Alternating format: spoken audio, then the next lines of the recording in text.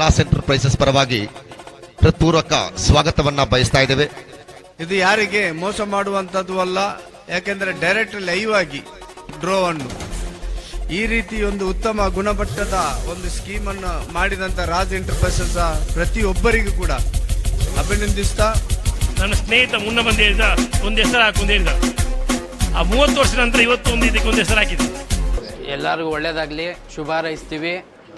ರಾಜ್ ಎಂಟರ್ಪ್ರೈಸಸ್ಗೆ ಮುಂದೆ ಹೆಚ್ಚಿನ ಸಂಖ್ಯೆಯಲ್ಲಿ ಇನ್ನೂ ಒಂದು ಒಳ್ಳೆ ಕಂಪ್ನಿ ಮಾಡಲಿ ಅಂತ ದೊಡ್ಡದು ಅಂತ ಆಗಲಿ ಅಂತ ಹಾರೈಸ್ತೀನಿ.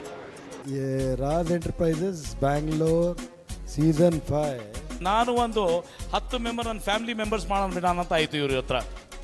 ರಾಸ್ ಎಂಟರ್ಪ್ರೈಸಸ್ ಅಂತ ಅದರ ಕಾರ್ಯಚಟುವಟಿಕೆಗಳ ಬಗ್ಗೆ ನಮ್ಮ ಮಿತ್ರರು ಚೆನ್ನಾಗಿ ಹೇಳ್ಕೊಟ್ಟಿದ್ದಾರೆ. ಏನೇನು ಸ್ಕೀಮ್ ಹೇಗಿದೆ, ಎಷ್ಟು ತಿಂಗಳಿಗೆ ಇನ್ವೆಸ್ಟ್ ಮಾಡಿದರೆ ಹೇಗೆ ಮುಂದಕ್ಕೆ ಅದರಲ್ಲಿ ಲಕ್ಕಿ ಡಿಪ್ ಮಾಡಿ ಎಲ್ರಿಗೂ ಒಂದು ಅನುಕೂಲ ಆಗುವಂಗೆ ಮಾಡ್ತಾರೆ ಅಂತ ಹೇಳಿದ್ದಾರೆ. ಈ ಸ್ಕೀಮು ಚೆನ್ನಾಗಿ ನಡೀಲಿ.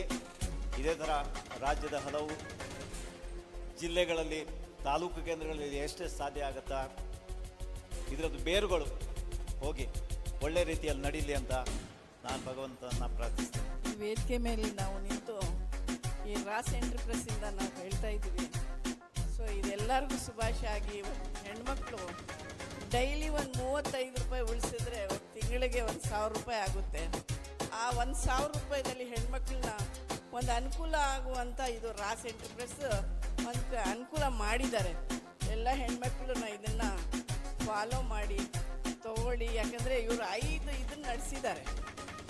ಇದು ಯಾರಿಗೂ ಮೋಸ ಆಗೋಲ್ಲ ಮಟ್ಟಿಗೆ ನಾನು ಮತ್ತೆ ಪದೇ ಹೇಳ್ತಾ ಇದ್ದೀನಿ. ಇದನ್ನು ಎಲ್ಲ ಹೆಣ್ಮಕ್ಳಿಗೆ ಒಂದು ಅನುಕೂಲ ಆಗುತ್ತೆ, ಇದನ್ನು ಮಾಡಿ. ಇದು ಒಳ್ಳೆಯ ಕಂಪನಿ RAS ಎಂಟರ್ಪ್ರೈಸಸ್ ಬ್ಯಾಂಗ್ಳೂರ್. ಇದರ ಒಂದು ಶಾಖೆ ಇಲ್ಲಿ ಓಪನ್ ಆಗಿದೆ.